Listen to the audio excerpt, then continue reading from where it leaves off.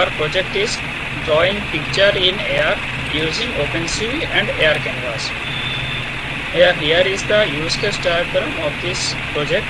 Here at first the user launch the application and it detects hand position, and then the launch application triggers and initialize the camera and it displays the header.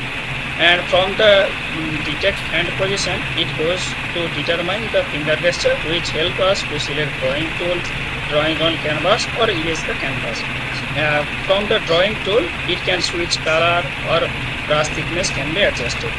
And from the canvas, we can mark the canvas with eraser. And if we want to escape from this application, we have just pray to Q or close the application. Now, more about this project. This project is a virtual drawing application using Opencv and hand tracking module. Now, this is our project. Now it's recognizing my hand, and if I want to draw, then I have to just draw this type. And if I want to select, then two finger go to this color and it is got selected. Now the red color is drawn.